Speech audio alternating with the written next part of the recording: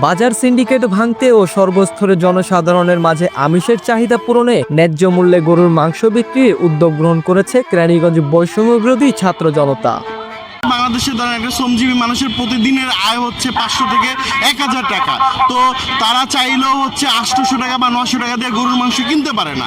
আমরা উদ্যোগ নিয়েছি সর্বনিম্ন দামে যতটাভাবে পুষ্টিকর মাংস দেওয়া যায়, সেটাই হচ্ছে আমাদের মূল উদ্দেশ্য। আজকের আমাদের এই স্বল্প এবং হচ্ছে ন্যায্য মূল্যে আজকের বাজার সিন্ডিকেট ব্রেক করার জন্য আজকের আমাদের উদ্যোগ। প্রতি শুক্রবার সকাল 7টা থেকে উপজেলার কদমতলী গোল চত্বরে আসলেই দেখা মিলবে কেরানীগঞ্জ বৈষম্য বিরোধী ছাত্র জনতার ন্যায্য মূল্যে গরুর মাংস বিক্রির এই দোকানের আয়োজকরা জানান, প্রতি কেজি 650 টাকা দরে সর্বোচ্চ 2 কেজি, এমনকি কেউ চাইলে 200 গ্রাম মাংস ক্রয় করতে পারবে এই দোকান থেকে। এখানে একজন দুস্থ মানুষ এবং মধ্যবিত্ত মানুষের ডেলি ইনকামই 1000 টাকার নিচে, তারা আসলে তাদের ক্ষেত্রে 1 কেজি গরুর মাংস কিনে খাওয়াটা আসলে অনেক কষ্টসাধ্য হয়ে পারে।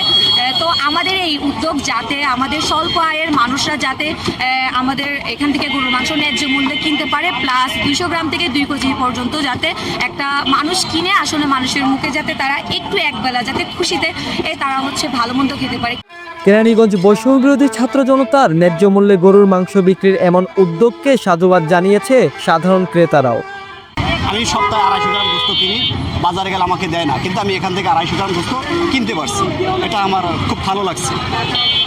এখন এইখানকার যারা আছে তারা যেন আরও আগাই আসে, আরও সামনের দিকে আরও সবাই সব জায়গায় যেন এইভাবে ব্যবহার করে, এইভাবে বৈষম্য ছাত্র আন্দোলনের সংগঠন যে কাজ করতে পারে, আমি পাশে থাকবো, আমরাও পাশে থাকবো। বাজার সিন্ডিকেট না ভাঙা এবং গরুর মাংসের দাম নিম্ন আয়ের জনসাধারণের ক্রয় ক্ষমতার মধ্যে না আসা পর্যন্ত এই আয়োজন চলমান থাকবে বলে জানান আয়োজকরা।